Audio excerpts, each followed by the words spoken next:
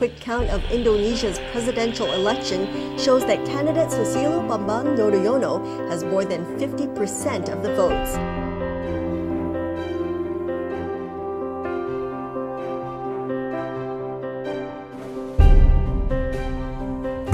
Oktober 2004. Hari ini bagi SBY dan keluarga adalah hari yang sangat istimewa, juga hari yang bersejarah. SBY mengucapkan sumpahnya sebagai Presiden Republik Indonesia ke-6, presiden pertama yang dipilih langsung oleh rakyat melalui pemilu yang demokratis.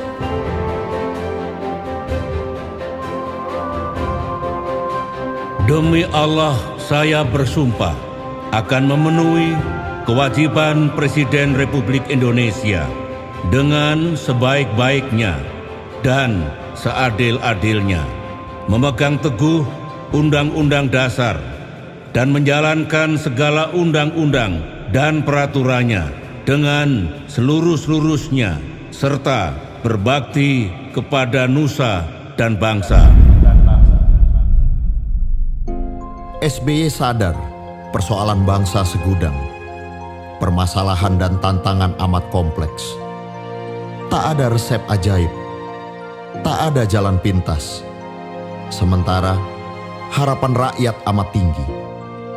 Rakyat berharap pemimpin barunya bisa segera mengubah keadaan dan bisa berbuat apa saja seperti Superman. Namun tidak ada kata tidak siap. Tanggung jawab ada di pundak SBY sejak hari itu. Baru setapak SBY selaku presiden melakukan program 100 harinya, Aceh dan Nias diguncang dahsyatnya tsunami.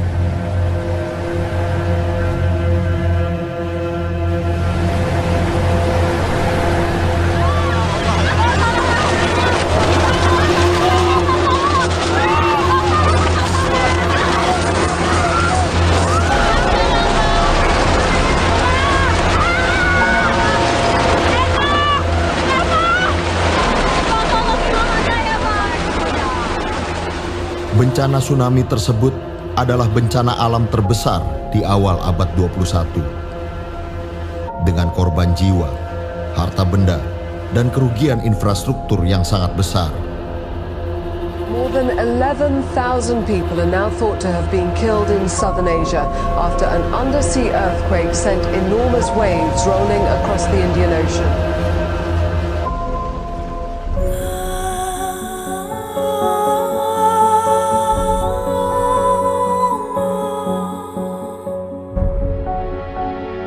Tentu saja ini menjadi ujian pertama bagi SBY, sang presiden baru.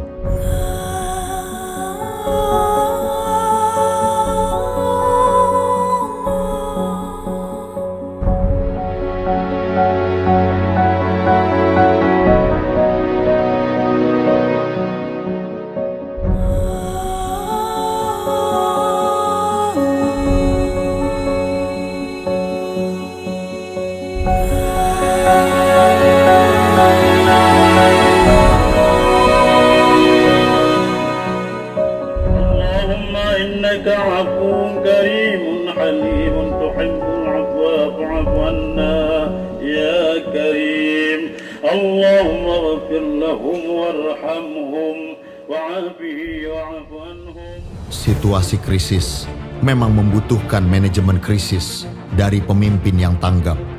Selain itu, untuk melakukan operasi tanggap darurat yang kemudian dilanjutkan dengan rehabilitasi dan rekonstruksi pasca bencana, diperlukan kepemimpinan dan manajemen yang tangguh dan handal, termasuk kepemimpinan dan manajemen krisis. Apalagi waktu itu konflik bersenjata Aceh yang telah berlangsung lebih dari 30 tahun masih berkecamuk. Mengenang semuanya ini, SBY bersyukur kepada Tuhan dan berterima kasih kepada semua pihak yang bekerja luar biasa sehingga semua ujian besar itu dapat diatasi dan dilaluinya.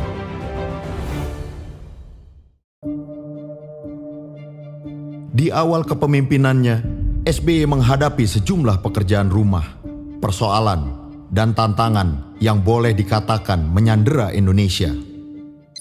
Apa pekerjaan rumah, persoalan, dan tantangan berat itu? Pertama, harga minyak dunia meroket sehingga sangat membebani APBN Indonesia. Kedua, konflik bersenjata Aceh masih berkecamuk dan belum bisa dihentikan. Ketiga, ancaman terorisme masih nyata dan terus membayang-bayangi Indonesia. Keempat, Indonesia masih disandera oleh utang IMF yang membuat pengelolaan ekonomi tidak leluasa serta seakan pula merendahkan harga diri bangsa Indonesia. Kelima, Indonesia masih dikenakan sanksi dan embargo militer dari negara-negara barat. Keenam, Indonesia menghadapi tuntutan pelanggaran HAM berat yang terjadi di Timor Timur. Bagaimanakah cara SBY mengatasinya? Sejarah kemudian mencatat, fiskal, APBN, dan ekonomi Indonesia bisa diselamatkan dari krisis harga minyak dunia dengan cara menaikkan harga BBM sebesar 140%. Hasilnya nyata, ekonomi Indonesia tahun-tahun setelah itu tumbuh dengan baik. Pemerintahan SBY terus bergerak melakukan upaya-upaya perdamaian. Kurang dari 1 tahun, pasangan SBY Yusuf Kala telah memenuhi janji kampanyenya. Konflik bersenjata Aceh telah bisa diselesaikan. That the Indonesian government signed a historic peace deal with leaders of the Free Aceh Movement, or GAM, which ended the conflict in Aceh. Aceh tetap menjadi bagian dari NKRI dan kini menjadi kawasan yang aman dan damai. Ancaman terorisme pada masa kepemimpinan SBY telah dapat dikurangi secara signifikan.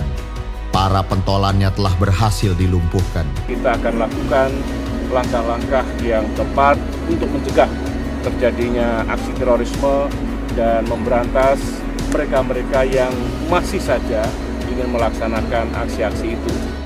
Dalam waktu yang sangat singkat, keseluruhan utang IMF telah dapat dilunasi pada tahun 2006 atau 4 tahun lebih cepat dari jadwal yang ada. Dengan diplomasi yang cerdas dan efektif, di akhir tahun 2005, sanksi dan embargo militer terhadap Indonesia telah dicabut. Sejak itu, Indonesia bebas menggunakan alutsista untuk menjaga keutuhan wilayahnya. Bahkan, pemerintahan SBY dapat melakukan modernisasi dan pembangunan kekuatan militer besar-besaran. Kapabilitas dan kekuatan Polri juga dibangun secara signifikan. Dengan pendekatan yang tepat, baik kepada PBB dan pemerintah Timor Leste, akhirnya gugatan internasional atas dugaan pelanggaran HAM berat di Timor Timur dapat diselesaikan. Kerangka yang dipilih oleh SBY dan pemimpin Timor Leste adalah kebenaran dan persahabatan. Tak perlu Indonesia membuka kembali pengadilan pelanggaran HAM ad hoc dan tak perlu pengadilan internasional turun untuk mengadili putra-putra Indonesia. Tak mudah untuk mengatasi keenam persoalan itu. Belum lagi persoalan-persoalan lain yang harus diselesaikan juga oleh pemerintahan SBY. SBY berpikir Indonesia perlu dibangkitkan kembali kepercayaan dirinya bahwa persoalan yang menyandera bangsa ini telah dapat diatasi.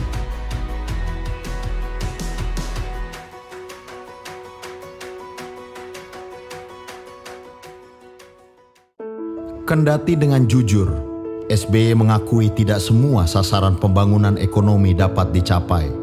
Artinya, ada yang tidak berhasil, tetapi sejarah mencatat berbagai sukses dan prestasi yang diraih oleh pemerintahan yang dipimpinnya.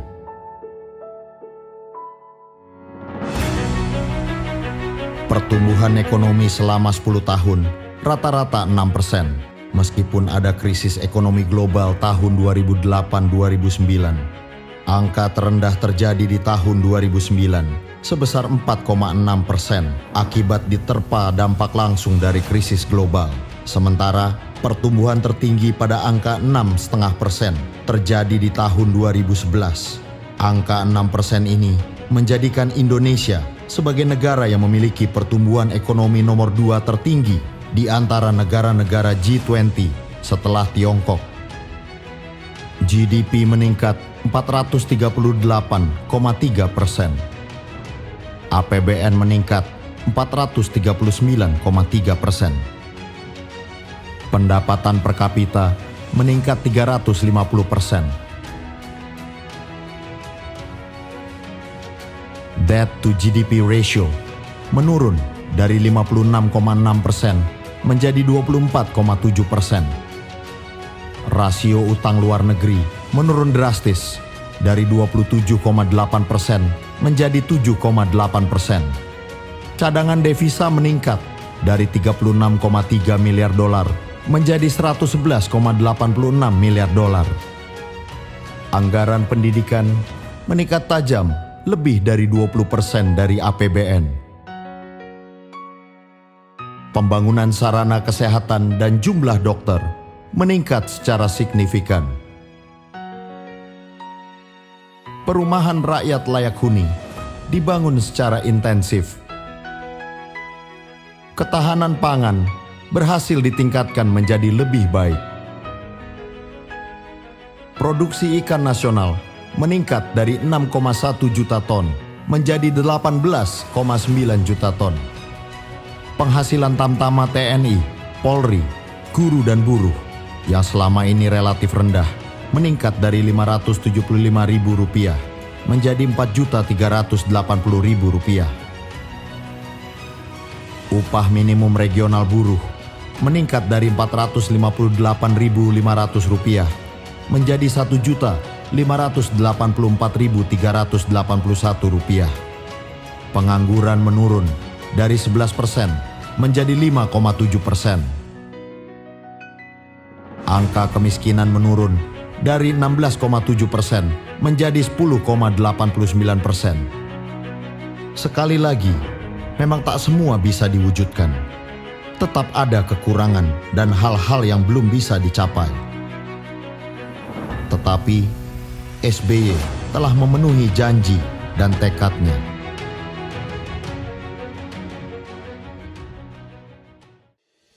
Selama 10 tahun pemerintahan SBY, paling tidak ada 3 tekanan dan gejolak ekonomi yang tergolong berat. Pertama, meroketnya harga minyak bumi. Kedua, adalah dampak krisis ekonomi global di tahun 2008-2009. Ketiga, terjadinya tekanan terhadap ekonomi negara-negara emerging markets. Berdasarkan pemahaman atas krisis yang tengah dihadapi di tahun 2008 dan pengalaman Indonesia di tahun 1998, sebelum keadaan menjadi makin berat, pada tanggal 6 Oktober 2008, SBY mengeluarkan direktif presiden yang isinya merupakan arahan dan instruksi kepada jajaran pemerintah, termasuk para menteri, tentang strategi, kebijakan, dan tindakan yang perlu dilakukan untuk menyelamatkan Indonesia dari dampak krisis ekonomi global. Kerja keras Indonesia tidak sia-sia. Indonesia selamat meskipun pertumbuhannya sempat anjlok 1 tahun. Namun, tahun berikutnya bangkit kembali, bahkan dengan angka yang spektakuler. Di antara negara-negara anggota G20, pertumbuhan ekonomi Indonesia berada pada peringkat kedua atau ketiga setelah Tiongkok dan India. Dalam sebuah krisis ekonomi, di samping golongan ekonomi lemah, kaum buruhlah yang kerap menerima dampak buruknya. Sejarah mencatat bahwa Indonesia dinilai oleh banyak kalangan, termasuk ILO atau International Labour Organization, yang menyebut Indonesia sebagai salah satu dari sedikit negara yang mampu menunjukkan ketahanan ekonominya dari segi pertumbuhan dan lapangan kerja. Pada tahun 2011, ILO bersama IILS mengeluarkan laporan yang diberi judul Studies on Growth with Equity, Indonesia Reinforcing Domestic Demand in Times of Crisis. Studi itu mengatakan antara lain, Indonesia patut mendapatkan penghargaan karena berhasil mengatasi krisis, baik secara ekonomi maupun sosial. Terlepas apakah SBY punya sifat sebagai pemimpin yang populis, ia dinilai memiliki empati dan keberpihakan kepada kaum miskin dan kurang mampu. SBY punya falsafah dan prinsip bahwa jika harus ada yang susah, lebih baik pemerintah dan bukannya rakyat. Kalau kantongnya harus kempes, jangan kantong rakyat yang kempes, alias tidak punya apa-apa. Pemikiran SBY seperti inilah yang melahirkan sejumlah kebijakan dan program yang sungguh pro rakyat miskin. Selama 10 tahun, cukup banyak program-program pro rakyat yang dijalankan. Di antaranya adalah bantuan operasional sekolah, BOS, beras subsidi untuk rumah tangga miskin, Raskin, program keluarga harapan, PKH, Jaminan Kesehatan Nasional, JKN, bantuan untuk penyandang disabilitas, bantuan untuk lanjut usia, program rumah swadaya, program nasional pemberdayaan masyarakat, PNPM Mandiri, kredit usaha rakyat, KUR, program listrik murah dan hemat, peningkatan kehidupan nelayan, Badan Penyelenggara Jaminan Sosial, BPJS. Program-program pro rakyat ini mendapatkan alokasi anggaran yang cukup besar dalam APBN, meskipun tetap dalam batas-batas yang proporsional. Subsidi terhadap rakyat miskin juga termasuk dalam kebijakan pengurangan kemiskinan ini. Atas visi, pemikiran, dan keteguhan sikap SBY terhadap pembangunan yang adil dan berkelanjutan ini, ia dipilih dan diberi misi oleh Perserikatan Bangsa-Bangsa untuk menjadi ketua bersama panel tingkat tinggi PBB tentang agenda pembangunan pasca tahun 2015. Panel penting yang terdiri dari 27 tokoh penting dari seluruh dunia itu dipimpin oleh SBY bersama Perdana Menteri Inggris David Cameron dan Presiden Liberia Ellen Johnson Sirleaf. Dalam waktu kurang dari 1 tahun, misi tersebut dirampungkan dan hasilnya diserahkan kepada Sekjen PBB Ban Ki-moon dan menjadi bahan utama dalam penyusunan Sustainable Development Goals (SDGs) menggantikan MDGs pada tahun 2015. Di bidang ekonomi, meskipun SBY tetap fokus pada tesis ekonomi yang adil dan berkelanjutan dan tetap mengutamakan unsur manusianya, namun bagaimanapun, ekonomi Indonesia harus terus tumbuh. Sejak awal SBY menginginkan pertumbuhan ekonomi Indonesia mencapai 6%. Pertumbuhan ini harus mencakup sektor pertanian, industri, dan juga jasa. Juga mencakup infrastruktur, pangan, energi, dan transportasi. Dan yang tidak kalah pentingnya, pembangunan ekonomi harus terjadi di seluruh wilayah Indonesia. Pada tahun 2011, SBY meluncurkan Master Plan, sebuah rencana dan program strategis jangka panjang 2011 hingga 2025 yang kemudian diberi nama MP3EI. MP3EI atau Master Plan Percepatan dan Perluasan Pembangunan Ekonomi Indonesia dimulai dari pemikiran dan arahan strategis SBY selaku Presiden dan kemudian ditindaklanjuti oleh pembuatan Master Plan yang dilakukan secara maraton.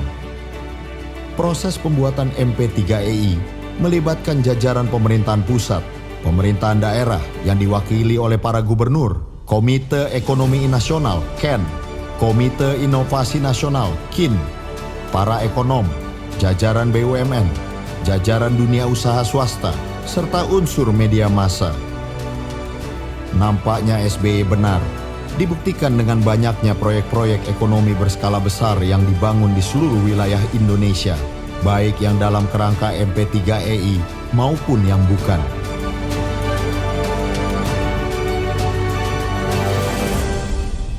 Total investasi seluruh infrastruktur MP3EI adalah 4.662,89 triliun rupiah yang dibagi dalam 6 koridor.